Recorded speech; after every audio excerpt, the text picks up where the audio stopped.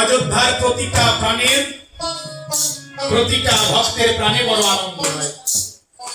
এই আনন্দের কারণ ইতিপূর্বে বেশ কিছুদিন আগে রাম আর সীতার হয়েছে শুভ মিলন। রাজা দশরথ মনে মনে চিন্তা করে রাম সীতার বিয়ের ফলে অযোধ্যাবাসী তখন এতটা খুশি, আমার মনে চায় এইবার আমি রামের উপরে রাজ্যভার অর্পণ করে দিয়ে বাকি জীবন সুখে কাটাবো।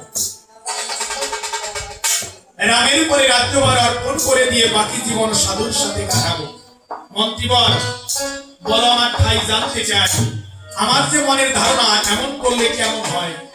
বলছে, মহারাজ অভিনন্দন জানাই তোমার এই সিদ্ধান্তকে। কেন জানো? জীবনে হয় সারি আশ্রম, ব্রহ্মচর্য, গার্হস্থ, বানপ্রস্থ, সন্ন্যাস। নিজের সংসার ধর্ম পরিসমাপন, বানপ্রস্থ সারি, নিজের সন্তানের উপরে সংসার ছেড়ে দিয়ে শেষ জীবনে সাধুর সাথে কাটাতে হয়। এটাই মানব জীবনের ধর্ম হয়। বলছে মন্ত্রীবর, তাহলে আমার মনের ভাবনা আর তোমার সিদ্ধান্ত যদি এক হয়, আমি রাজা দশরথ আজ হতে করলাম ঘোষণা, আমি আমার পুত্র রামচন্দ্রের রাজ অভিষেক করব। তাই রাজা দশরথ সকালে বেলায় সিংহাসনে বসে যখন রামের রাজ অভিষেক ঘোষণা করলো, অযোধ্যায় আনন্দ। কেমন আনন্দ?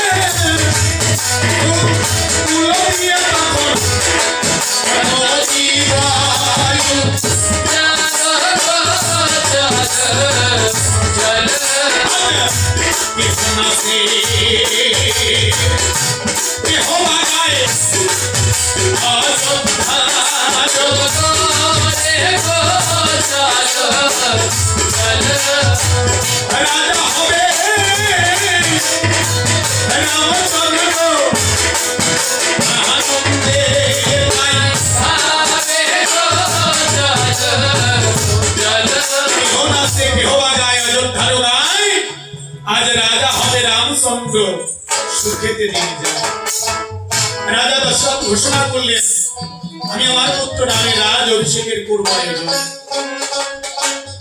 এই নিমন্ত্রণ পত্র পাঠানো হলো আর্যাবর্তের সমস্ত রাজাদের দেশে। এই নিমন্ত্রণ পত্র পেয়ে রাজাগণ প্রজাগণ হস্তি ঘোড়ার সাথে করে তাদের সৈন্য নিয়ে অযোধ্যায় আসতে শুরু করেছে। ওই নিমন্ত্রণ পত্রে আছে লেখা, নির্দিষ্ট তারিখে অযোধ্যা নগরে রাজা দশরথ তাই পুত্রের রামচন্দ্রের রাজ অভিষেকের করবে আয়োজন। অযোধ্যার রাজা হবে রামনারায়ণ। তাই অযোধ্যা নগরী নানা দেশ হতে রাজাগণ আসতে শুরু করেছে।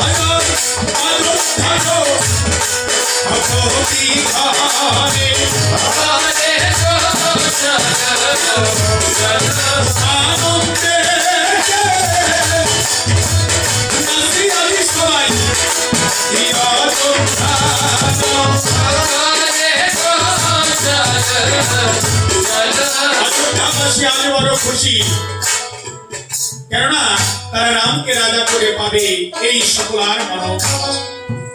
দেশ বিদেশ হতে সমস্ত রাজাগণ প্রজাগণ এই নিমন্ত্রণ পত্র পেয়ে অযোধ্যায় আসতে শুরু করলো। তখন রাজা দশরথ প্রাতকাল সকালবেলায় গঙ্গা স্নানে গিয়া গঙ্গা স্নান করে মা গঙ্গাকে প্রণাম করে স্বর্গমর্ত পাতাল করেছে নিমন্ত্রণ।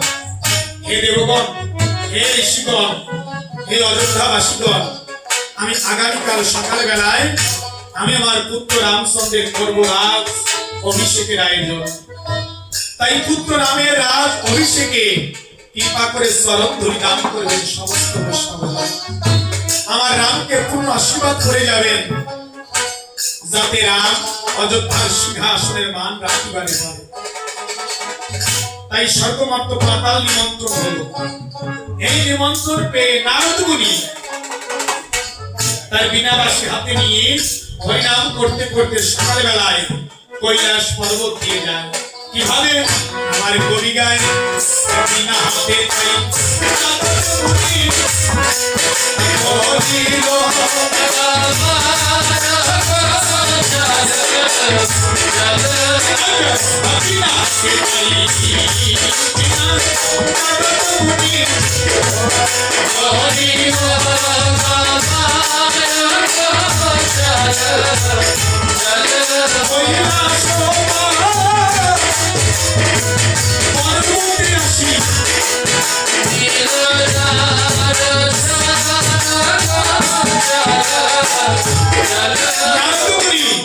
নারদমুনি সকালবেলায় বীণাবাসী হাতে নিয়ে কৈলাস পর্বত দিয়ে যায়।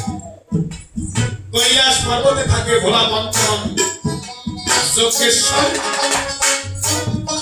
মহাদেব, ভোলা পঞ্চনন, শিব ঠাকুর।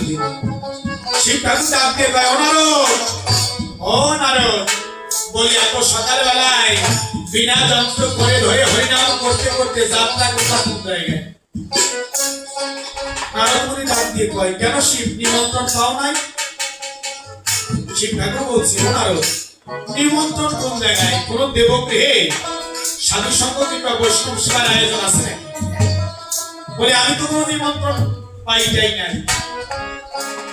নারদ ডাক দিয়ে কয়, শিব, বুঝতে পেরেছি তুমি নিমন্ত্রণ পাও নাই, কেননা তুমি তো সব জায়গায় নিমন্ত্রণ পাও না। যারা শ্বশুর বাড়ি থেকে নিমন্ত্রণ না করে তারে কি অন্য কেউ সহজে নিমন্ত্রণ করে? হ্যাঁ, তোমার শ্বশুর যজ্ঞ করে নিমন্ত্রণ দেয় নাই তোমারে, এই কথা কি বলা যায় জগতের বলে? কি বলবো তোমার তাই তাই বুঝতে পেরেছি তুমি নিমন্ত্রণ পাও নাই। শিব ঠাকুর ডাক দিয়ে কয়, ওনার কটু বাক্য বলিস না আমার তাই। শ্বশুর যজ্ঞ যদি করে নিমন্ত্রণ না দেয় আমারে, ওই অপমান সইতে না পেরে আমার সতী গেছে মইলে, তাই বলে এমন কটু বাক্য বলে পরাণে আঘাত করবে কেন? নারদ ডাক দিয়ে বলছে, ও শিব, সাবধান শিব, সাবধান। ও শিব, তোমার শ্বশুর তোমার যে নিমন্ত্রণ করে না এর একটা কারণ আছে। আমার মনে হয় কি জানো, তুমি শ্বশুরের মন মতো কি পারো না, তুমি শ্বশুরের শাশুড়ির মন মতো হতে পারো না, তাই তোমার নিমন্ত্রণ করে না।